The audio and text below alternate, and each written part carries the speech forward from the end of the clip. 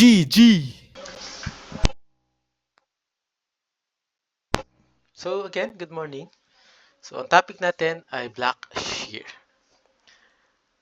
So si black shear, siya yung type or isa siyang type ng failure ng ating bolted connection.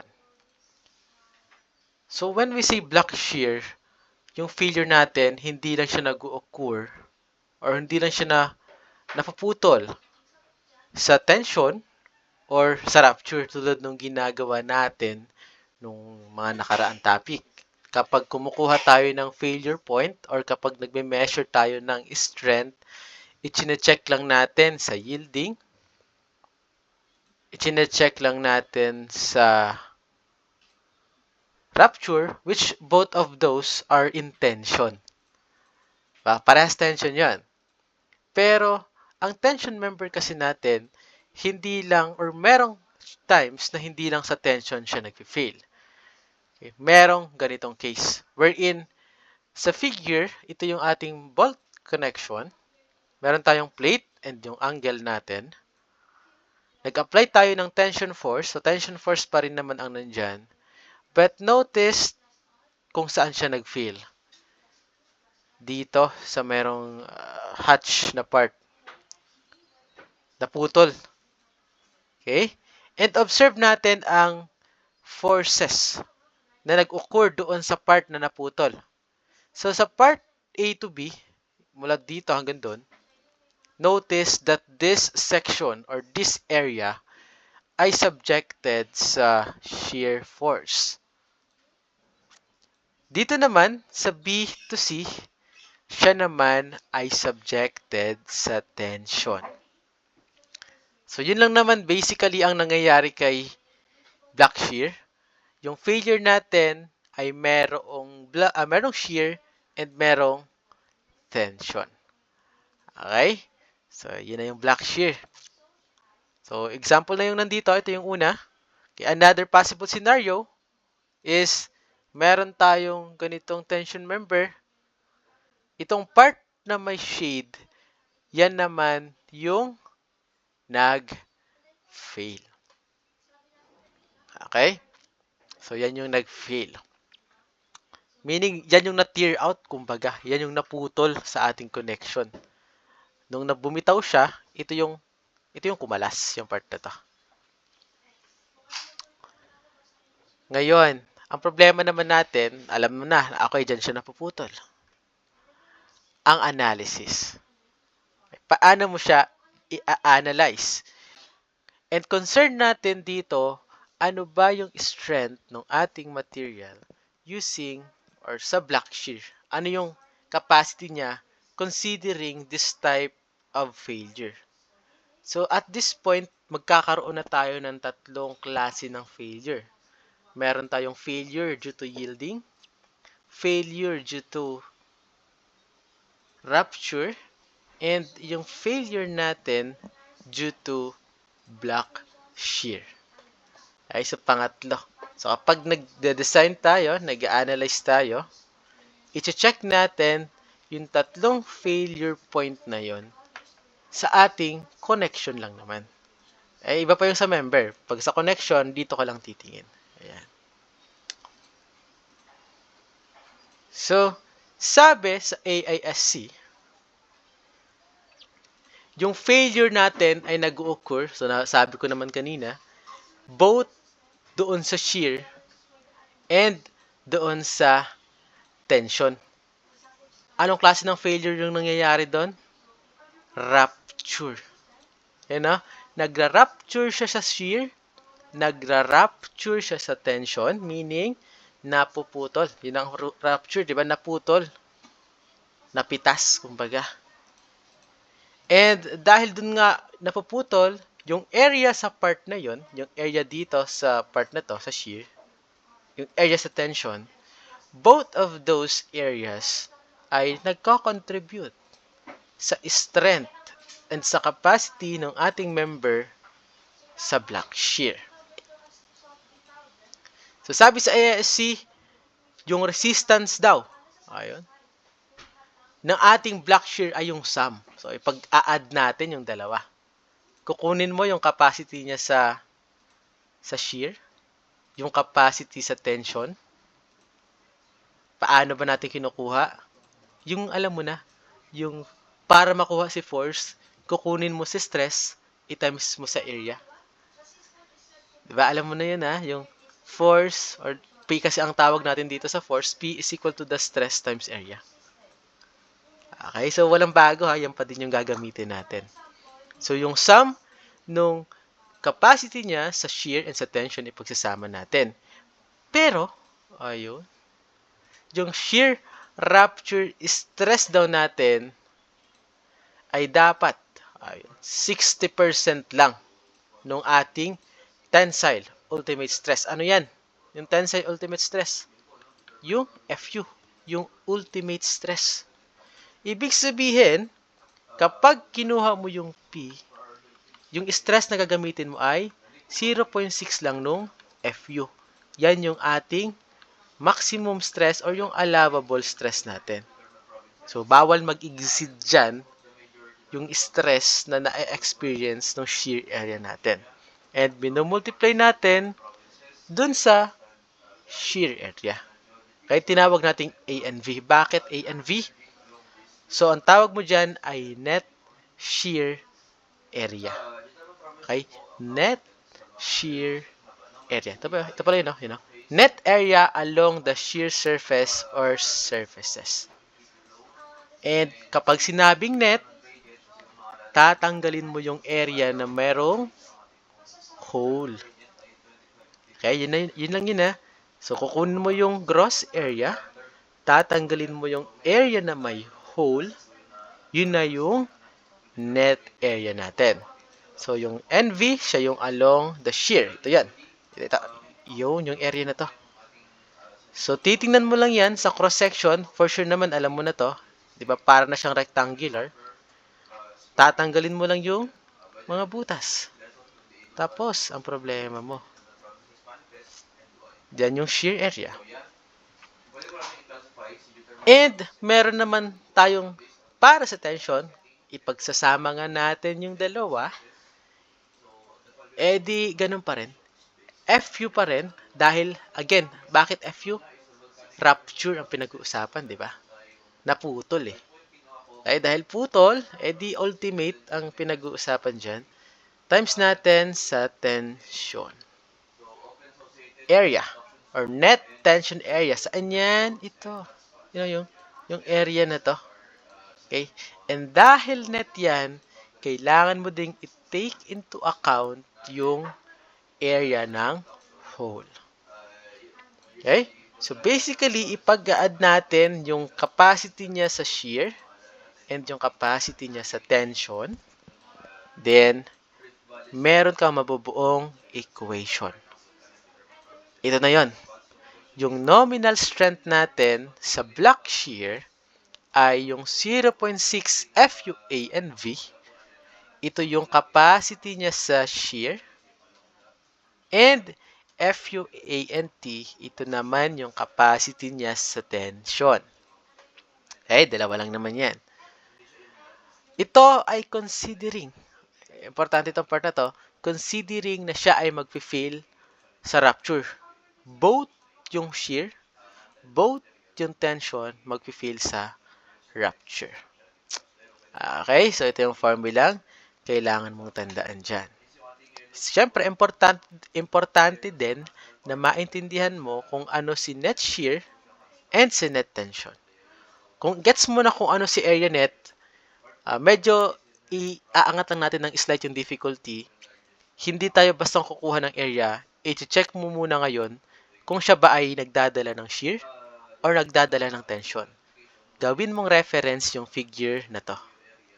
Yan, ito yung shear, ito yung tension, galing sa naputol na part nitong ating connection. Okay? Next. The AISC specification limits the 0.6 FUA and B term to 0.6 FY AGV. Uy, saan galing to? Okay? Kung mapapansin mo, may nabago dyan. Ito, gagamitin mo pa rin ta. Gagamitin mo pa rin yan. Okay? Pero sabi ni AISC, i-consider mo din daw, yun, kumbaga, i-limit mo yung value ng Rn sa 0.6 FY AGB. Itong 0.6 FU A and B. What do we mean by that? So, based on this, you will see na dapat, mas maliit si 0.6 FU A and B kay 0.6 FY AGB. So, required yan. Ito ay para sa design ninyo, if ever magde-design kayo. Pero, kapag tayo ay nag-a-analyze, okay, ang ating kukunin syempre dyan is, of course, yung mas mababa sa dalawa. Kasi halimbawa, nakuha mo dito ay 10. Dito ay 12. Anong sabi? Ililimit mo yung value nito sa value ng 0.6 FY/AGB. Or simply put, bawal siyang lumagpas doon. Kasi nga, tinan mo, less than siya.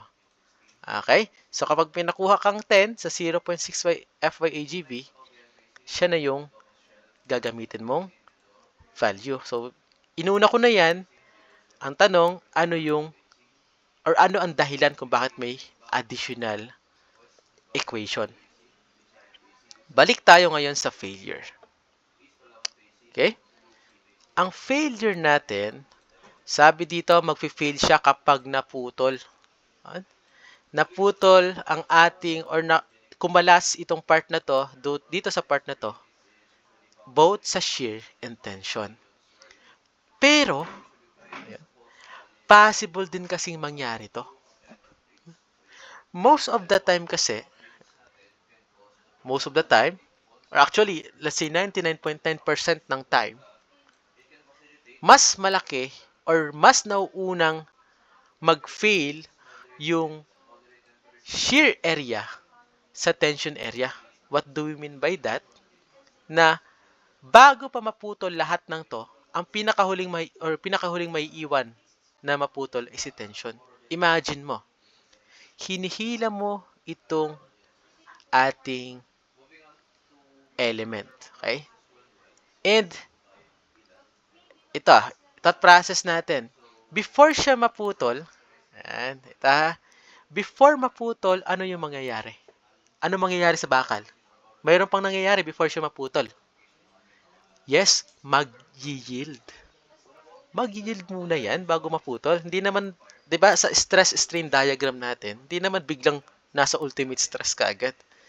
Dadaan ka muna sa yielding point. Okay, mag-yield muna yan. Okay? So, sabi nila yun eh. Pero, mag-make sense naman kapag chinek mo. Before mag-fill ang lahat ng to, syempre mag-yield muna. Okay, so mag-yield siya in shear. Ayan, mag-yield siya sa shear. Basically, syempre kapag nag-yield dyan sa shear, madadama yung tension. Okay, madadama yan. So, mabibinat, kumbaga. So, kapag nagme-measure tayo ng strength sa capacity sa block shear, i-check din natin yung katulad ng nangyari sa yung sa unang discussions, yung sa yielding, sina-check pa rin natin si serviceability. Okay, recall natin na ito yung particular ability ng ating element, ng ating structure to still serve its purpose. So, imagine mo yung connection na nag-expand na, nag-yield na ng malubha, kumbaga, nag-deform na ng considerably, matatakot ka na dun. Pangit na tingnan, nakakatakot na. Although, hindi pa siya nag-fail. Okay? So, ikino-consider pa rin natin yung yielding. Pero, sa shear lang. Okay? Sa shear lang. Sa shear lang. Hindi natin sinasama sa pag-consider yung tension. So, the reason for that is ang chinecheck na kasi natin is yung mismong capacity ng ating connection. So, ganito kasi yung mangyayari. Okay? Di ba si tension mas maliit yung area? Di ba? So, meaning mas mahina yung ano niyan, yung capacity niyan. So, ito, sabay sila mag-yield, of course. Or baka nga, mas mauna pa mag-yield si tension. Pero hindi pa naman mag-feel ang bakal, guys. Kaya hindi pa naman mag-feel. Now, dahil nga mas maliit ang area ni tension, mauuna siyang ma-reach yung yield stress. Diba? Mauuna niyang ma-reach yun, yung yield point. So, mauna siya magde-deform. Pero dahil mas maliit yung area niya, and hindi pa naman naabot nung shear area yung deformation, hindi mo pa feel yung paggalaw. Eh, gagalaw si tension. Eh, kaso nga, hinihila pa siya ni shear. So, wala ka pang nafe-feel. Di, okay pa tayo dun. Ngayon, na-reach na ni shear yung yield point. Nag-deform na siya. Patay tayo dyan. Kasi maliit yung area ni tension, malamang, kapag ito ay sumagad na, and kapag na-reach nito yung rupture, actually, before pa na-reach ni shear yung rupture, yung tension area mo, matagal nang naputol yan. Kasi mas maliit yung area niya. Mas mabilis niyang na-reach yung rupture point. Si shear, papunta pa lang sa rupture, si tension nag-rupture na. Kaya kung mapapansin ninyo sa equation natin na pangalawa, observe. Saan natin kino-compare? Ito yung una, 0.6 FUANB, UBS, FUANT. May ano yung UBS? Less than or equal 0.6 FYAGB, UBS, FUANT. Same yung panghuli. Okay? So, i-check lang natin sa yielding yung shear area. Kasi the moment na ma-reach na yung maximum, lumagpas siya dyan, malaki yung chance na putol na matagal na yung tension area mo. Okay? So, ito yung equation. Ngayon, may nabago tayo sa formula na 0.6 FYAGB. Yung AGB. Pero for sure naman, nagets mo na to. Siya yung gross area along the shear surface. Again, kapag yielding, gross area. So, siya yung literal na area natin, yung cross-section. Walang ibabawas na volts. Yan yung formulas natin. Okay? So, sasauluhin mo yan. Iko-compare mo yung sagot. Yung mas mababa, siya yung mag-govern. Kasi nga, siya yung mas maliit ng capacity. And ano po yung value ni UBS? Kapag ang tension stress ay uniform, which most of the problem ay ganyan, ay ang gagamitin mo ay 1.0. So, merong times na ang UBS ay 0.5, pero maliit naman yung chance. And I believe naman, kapag sa exam ay kailangan gamitin ng 0.5, ibibigay naman yan. So, ang default or most of the time, si UBS ay 1.0. So, all in all, ito ang magiging formula natin. Yan. Okay? Kunin mo yung strength sa tension, i-add mo sa strength ng shear sa net, and yung strength ng shear sa gross area. Okay? I-check mo for yielding and for rupture ang shear, pero doon sa tension area natin, rupture lang ang i-consider mong failure. So, basically, ito lang yung formulang need nating tandaan. Ang problema mo ngayon, paano kukunin yung mga net areas natin. Ayan, so, sana okay ka pa. And para sa mga resistance factors, ito naman ay kapag nakuha mo na si Rn, so after pa ng lahat ng bagay yan, kay 0.75 for 0.75 for LRFD and 2.00 naman para sa ASD, yung safety factor. So, yung factor na yan ay para sa fracture. Although merong part dyan na may shear, okay, yung black shear, i-consider pa rin natin as rupture. Kasi nga, at the end of the day, yung pinakahuling mangyayari dyan, para mag-feel siya, mapuputol yung tension. Okay? Again, the moment na lumagpas siya doon sa shear area, putol na yung tension. Kapag lumagpas pa siya doon, wala na, finish na. So, yun na yun. Okay, so, mukhang wala naman magtatanong. Okay, walang tanong. So, mag-example na tayo. Pili ko mabilis lang to kasi dalawang example lang, Ayun, parang matatapos agad to. Compute the block shear of the tension member shown in the figure. The holes are for 7/8 inch diameter bolts and 836 steel is used. So, block shear lang naman ang pinapakuha dito. So, recall natin yung formula before tayo mag-proceed. So, yung nominal strength ba ang pinapahanap?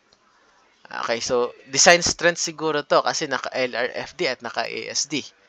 Kasi kung nominal strength, hindi naman kailangang sabihin na LRFD and ASD. Pero anyways, sa RN muna tayo. Meron dalawa, 0.6 FU net area sa shear plus UBS FU ANT. So, ang 0.6 FU ANB, obs puwant. Yan ang ginagawa ko dati. Mahaba kasi yung formula eh. Ito yung isa, meron pang isa. 0.6 FY AGV plus, yun pa din. Obs fuwant. Okay, kadalasan naman si UBS ay 1.0. Then, check mo muna, ano yung binigay na steel sa atin? 836. So, kung 836 yan, then we have Fy agad-agad. Right? So, si Fy ay Fy 36 is 36 and Fu is 58 KSI. Okay tayo doon. Given din ang diameter ng bolts. So, makukuha mo yung diameter ng hole, which is 7/8 plus 1/8. So, 1 inch ang diameter ng ating holes. Meron pa ba makukuha? Okay, sa ngayon, wala na. Wala na muna. So, ang next dyan is identify mo kung saang path or ano yung magiging failure path ng ating element. Di ba mag-fail yan? Ang tanong, saan dadaan yung failure na yon? Ayun, saan dadaan? So, kung babalikan mo, merong isang possible scenario na binigay sa atin sa example, Kamukha niya, di ba? Diyan siya mapuputol. Okay? So, naputol. Lagay natin. Ito naman ay titingnan mo lang yung drawing. Kapag chinek mo ang drawing, kapag hinila ko kaya, and sabihin na nating mapuputol siya sa sobrang lakas ko, saan siya mapuputol? Dito. Dadaan yan, syempre, sa mga bolts. Kasi doon na-reduce yung area. So, hahanapin kasi nung ating failure, yung pinaka or yung path na merong pinakamababang resistance. And saan pa ba yun? Wala nang iba, kundi dun sa may net area, yung na-reduced na area. Now, ano ang next step? That is to get. Ay, kasi may Fy and Fu ka na, get mo na si AGV, si ANV, and ANT. Kapag nakuha mo yung tatlong yan, direct sub na tayo sa formula. Okay, so isa-isahin natin. Punta tayo kay area gross sa shear. Nasaan po yung area gross sa shear? Nasaan pa ang shear?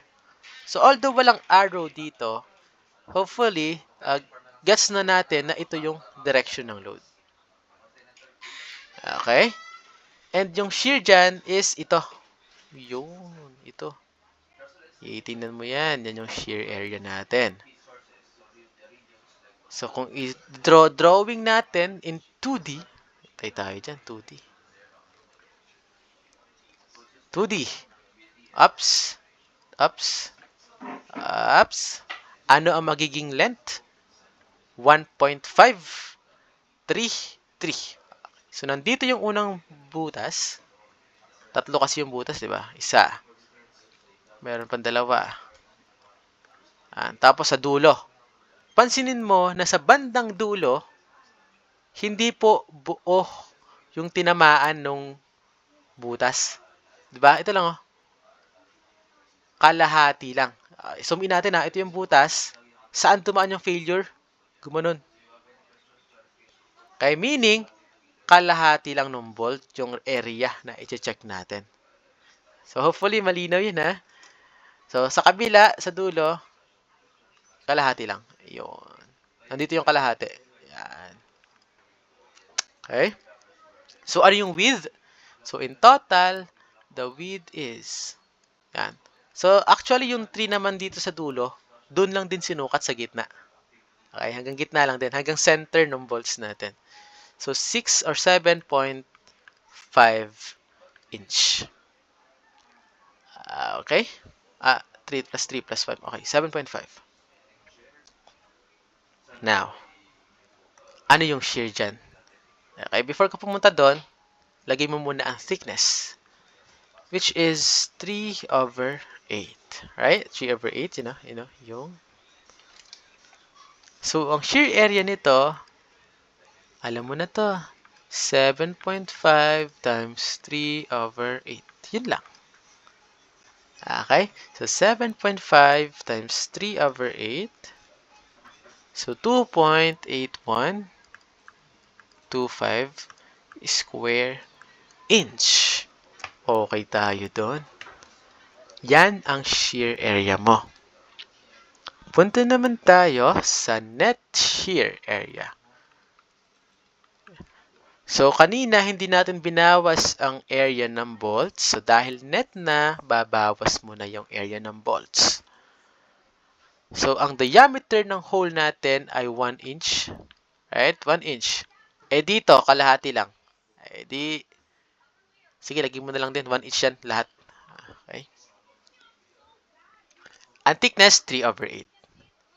So, ang magiging net area natin is yung gross area, 7.5 times 3/8 minus area ng holes. Diba? Lagyan muna natin. Area ng holes. Ayan. Okay, buburahin ko na. Papatan na natin. Ano yung area ng holes? 3/8 times yung diameter na 1 inch. Ilan yung number ng holes natin? Dito na tayo mag-a-adjust. Ilan? 1, 2, kalahati lang, di ba? Di 2.5. Ayun. Okay, so pwede yan, ha? So, area, pero dahil kalahati lang yung panghuli, di 2.5. Panis. Sagot. 7.5 times 3/8 minus 3/8 1, 2.5. Ang sagot ay 1.875 square inch. So, punta tayo sa last part. Net tension area. Okay, tayo dyan. Nasaan yan? Ito. Yun. Zoom in. Maliit lang yan, di ba? Ayan. Yun. Nasaan ang bolts? Nandun sa dulo. So, lagay natin. Pero, again, same yung nangyari dito. Same siya. Kalahati lang yung hagip ng area natin. So, ito lang yan. Yung other half, hindi naman kasama sa calculation. Okay? Hindi naman kasama dun. Hindi siya kasama sa nag-fail. Okay? So, meron bang given na distance mula dito hanggang dito? Yun lang. Parang wala. Given ba? So, okay lang. 'Di ba? Kasi alam mo naman na yung leg ay 3/1/2. 3/1/2 equal yung leg ng angle. Meaning, mula dito hanggang dito, this is 3.5 inch. Okay? And automatic, itong natitira, And edi 3.5 minus 2, 1.5 inch. Basic. Lagay mo na. 1.5. Ito yung 1.5 ha. 1.5 inch. Okay, check natin ulit. Saan yan? Ito yun. Yun, yan ang 1.5. May thickness ka na 3/8. Siguro naman alam mo na kung anong gagawin dito, di ba? So, gross area sa net minus yung area ng hole. So, lagyan natin, no? Gross area sa net minus area ng holes. Yo.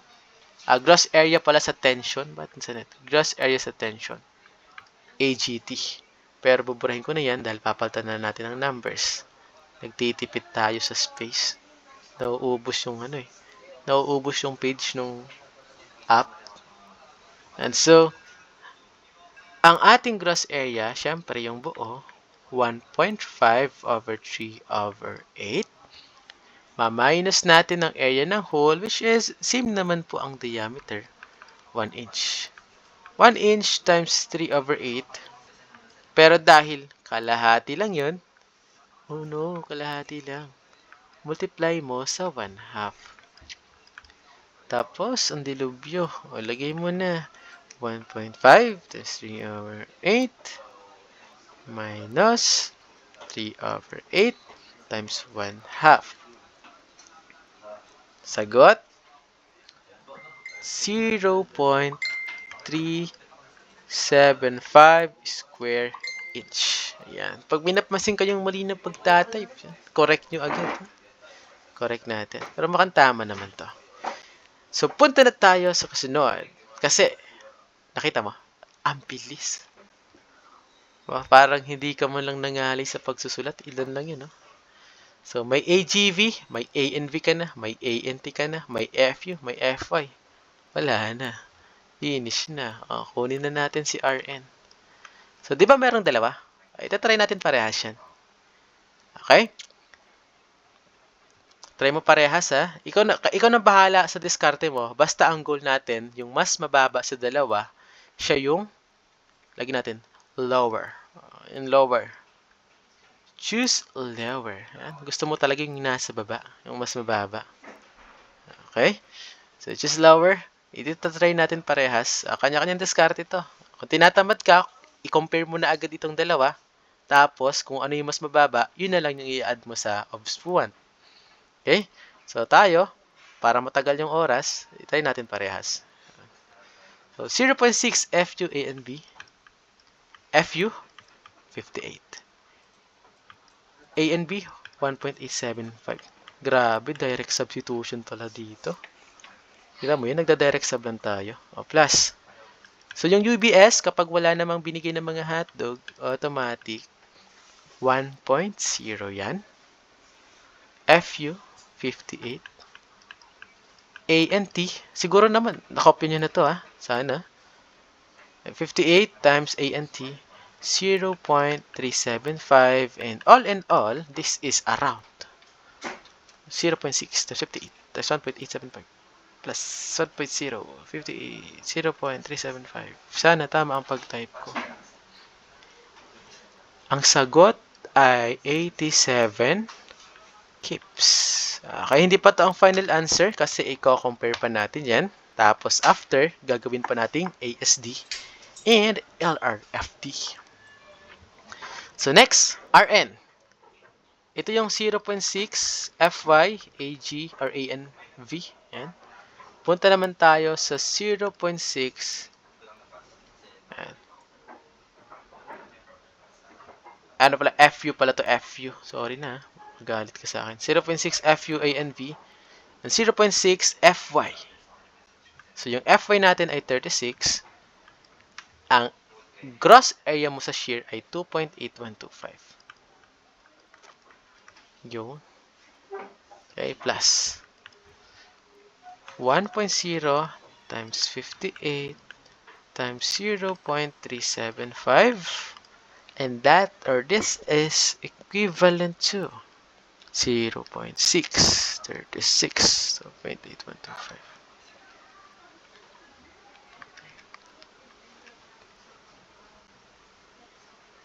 82.5. So 82.5 kilopounds. And dahil mas mababa si 82.5 kilopounds, okay, di siya yung mag-governs. Okay, mas mababa eh. Double check natin. Tama ang formula? Tama. Mas mababa, ikaw na yun. Siya na yun. And para naman sa final answer, for LRFD, ang pinapakuha ay design strength. So, VPN is equal to VRN, basically. So, 0.75 ng 82.5 times 0.75. So, 61.88 kilopounds. So, this is your final answer. Okay, for ASD naman, ASD po, PN over safety factor or, sige, okay na yan, 82.5 or 0.5 ng 82.5. Kasi, ang safety factor mo ay 2. So, 82.5 times 0.5. So, 41. Baba. So, 41.25 kilopounds. So, this is it. Pansit. Okay, yan na yung sagot natin. So, kung i-recall, ang kailangan mo maintindihan concept dito ay kung paano kukunin yung area. Okay, so yun ang goal mo. Paano ko ma-imagine, paano ko makukuha yung mga area. Kapag nakuha mo na kasi yung area na GV, ANV, ANT, tapos na ang problema. Direct sub na yan. So, yan yung sagot sa number or problem number 1. Let's proceed sa number 2. Sa example number 2. For this example, meron tayong tension member, PL. So, plate. Isa siyang plate. 5.5 ang width. Obviously, ito yon. And 3/8 naman yung thickness. Nakakonect siya sa 3/8 inch thick na gasket plate. So, ang steel na ginamit ay A242. So, bago yan sa inyo. Bago yan. So, isearch mo sa internet ano yung kanyang FU and FY. So, A242 FU, FY. Ayan. Okay, hindi ko rin kasi alam. First time ko din tong sasagutan. Kasabay nyo. Kakasabay tayong isi-solve tong problem na to. So, nakita na natin. Nag-search ako. Si A242, ang FU or yung FY niya ay 50 KSI. And si FU ay hotdog. 70 KSI. May ginamit kang bolt na 3/4 ang inch ng size. So, the diameter of hole ay 3/4 plus yung 1/8. 3/4 plus 1/8. 7/8 or 0.875. Ang pinapakuha ay yung nominal black shear strength. So, nominal black shear strength, yan ay yung okay, RN. Na kinukuha natin kanina pa. RN.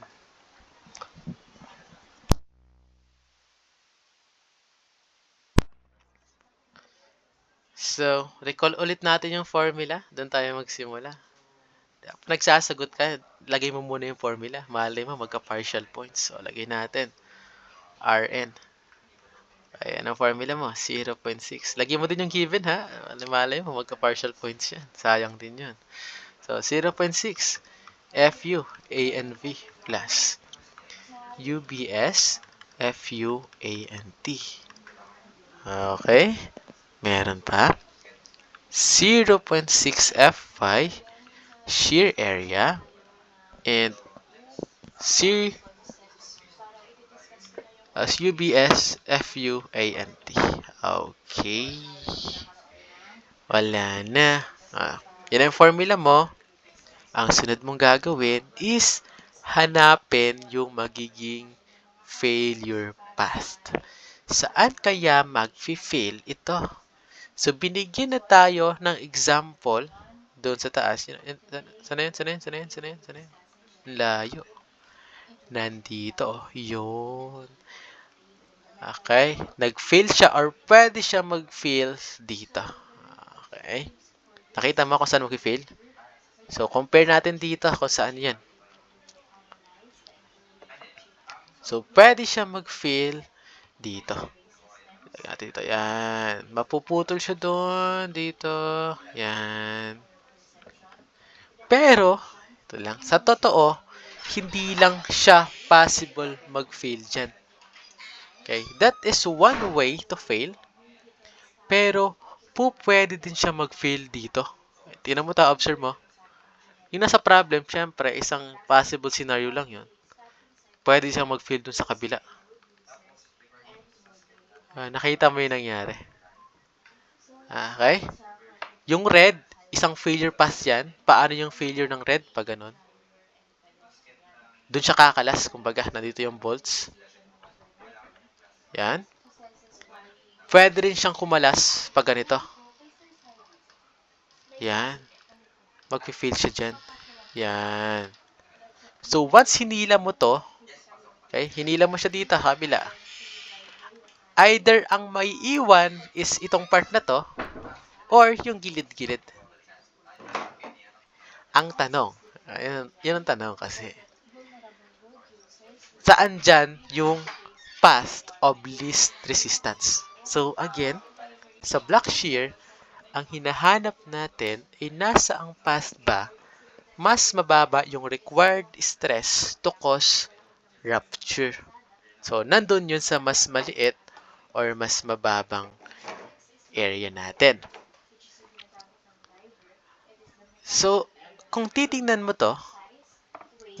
itong particular scenario na to, yung shear nila, nasaan po? Mula doon hanggang dito sa bolt. Ayan. Dito hanggang doon. Both of these cases, parehas yung shear nila. Okay, so ma-observe nyo yan. How about the tension? Magkaiba. Kasi dito, ang tension area ay ito. Dito sa pangalawa, ang tension area ay nandito.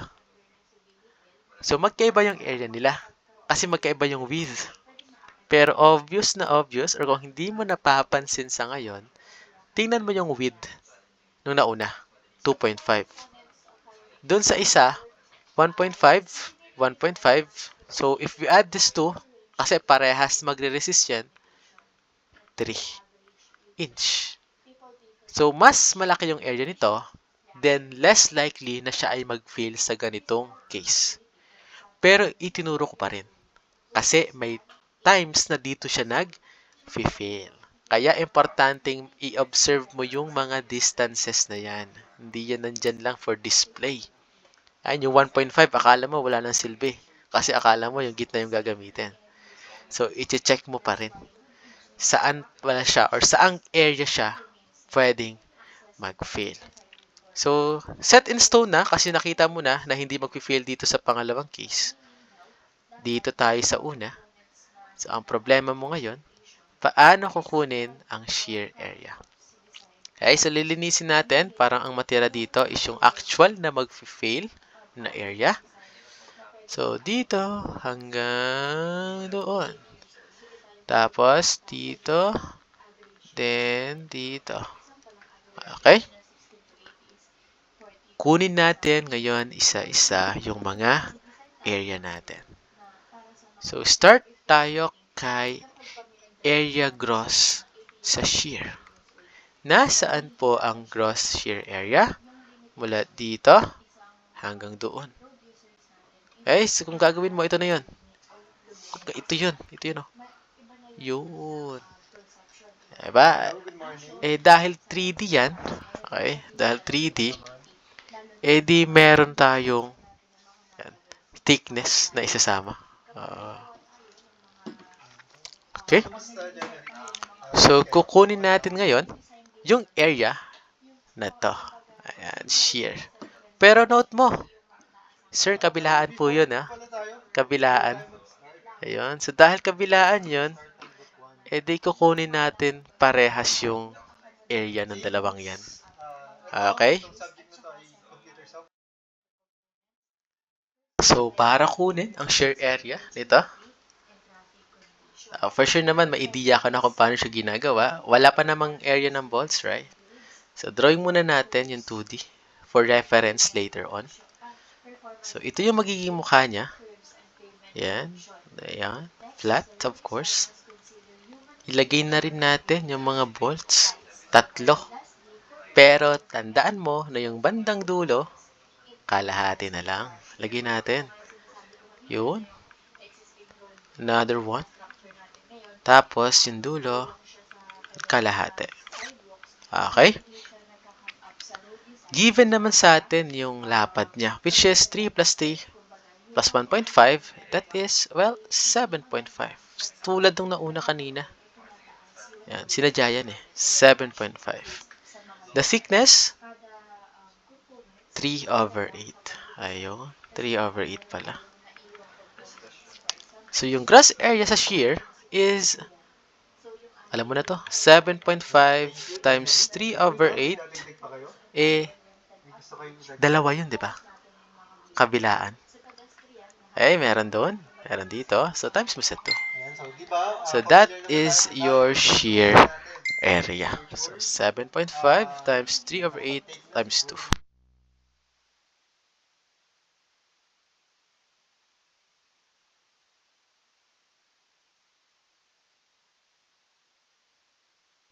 So, the answer will be 5.625. 5.625 inch squared. Okay?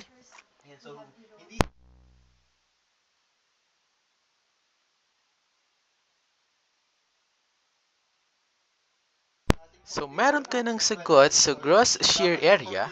Punta naman tayo sa net shear area. Okay, so alam mo na ito ay yung 5.625 inch squared. Okay, bawasan natin. Ilan ang ibabawas mo? Okay, 2.5. Diba? Isa, dalawa, tatlo. Kalahati lang rather. 2.5. Eh, kabilaan yun. Ayun. So, ibig sabihin, 2.5 times 2 na number ng volts, then multiply mo sa area ng volt, which is thickness times natin dun sa diameter ng hole na 0.875. So, 0.875. So, the net shear is equal to,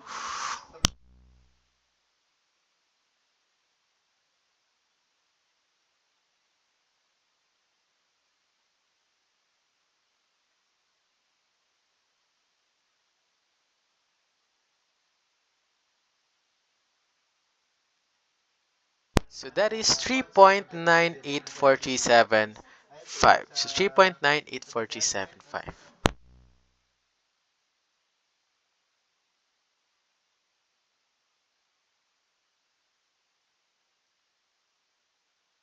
Okay tayo doon, di ba? So, meron ka ng gross shear, meron ka ng net shear, eh di yung kasunod niyan, eh di yung net tension area natin. So, mabilis lang, di ba? Mabilis lang siya. So, punta tayo sa net tension, which is, nasaan? Ito yun. Okay, so ito drawing natin, yung kanyang cross-section, ito yun. So, this is your cross-sectional area. And that is equivalent to, lagay natin yung kanyang dimension, 2.5 and 3/8. So, tingnan mo yung figure dito. Yun o. Ito yun o. Yun o. Yung 2.5. So, nasaan ang bolt hole? Nasa Gedli, Yan. Tigka kalahati yan. Lagay natin, tigka kalahati. Okay?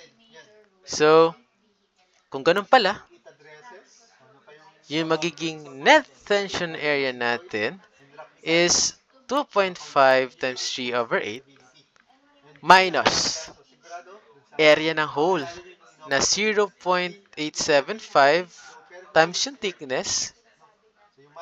Ilang piraso ba yung butas? Kalahati. Kalahati. Di minus 1. Okay, ano yung sagot?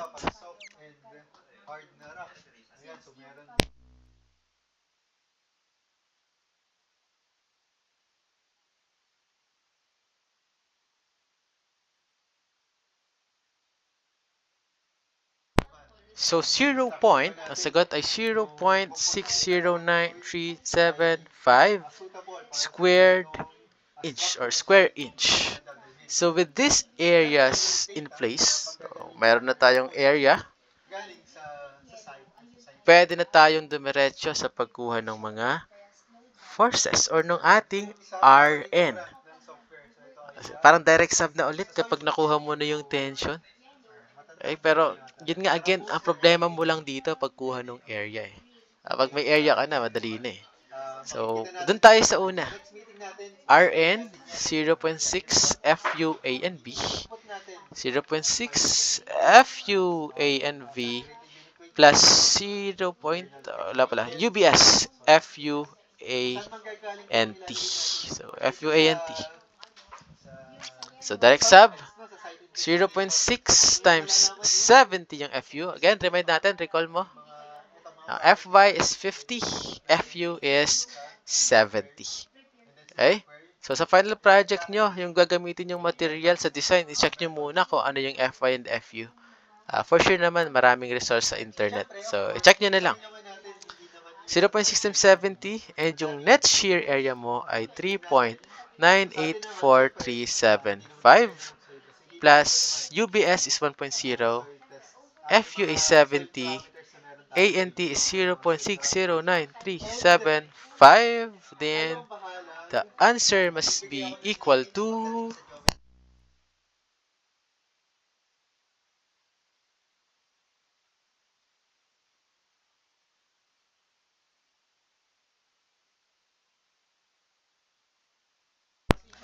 the answer is 210 kips. Okay, so pa-double check, pero tama naman siguro yan. Doon tayo sa isa. Di ba meron pang isa? Okay, kunin din natin. So, check natin alin ang mas mababa sa dalawang hotdog. Okay, AGV plus UVS, FUA, and T. So, direct sub, 0.6. FY is 50. AGV is 5.625. 5.625. And yung kasunod na part naman ay parehas naman yan. And 0.609375. So, here, your final answer should be equal to, type natin sa calcu,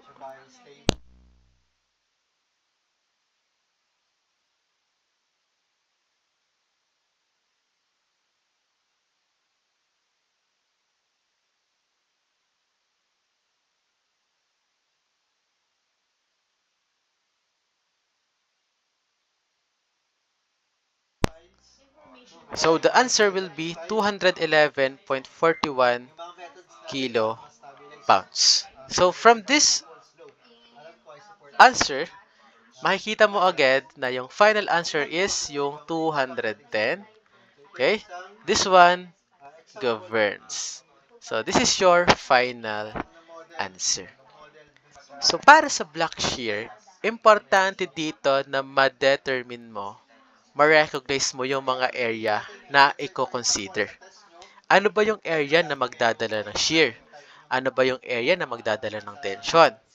Importante na alam mo kung paano i-minus yung bolts. So, napakita naman natin kung paano. And then, ano ba yung failure path? So, try mong i-check yung mga possible pager path and then mag-trial and error ka. Pero may mga times tulad ngayon, so mostly naman kaya mo siyang tingnan sa unang tingin or makita agad by observation na hindi siya yung mag-govern. Okay?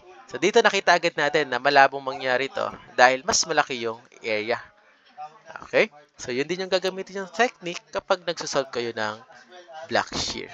So halos ito na rin yung gist ng black shear natin. I do not think may ihihirap pa to. Pero kung meron man, edi check nyo yung reference book natin. Check nyo yung mga problem doon. Baka may mas ihihirap pa pala to. Okay? So, I think ito na yung topic natin today, black shear. Okay, so hopefully naintindihan and walang tanong.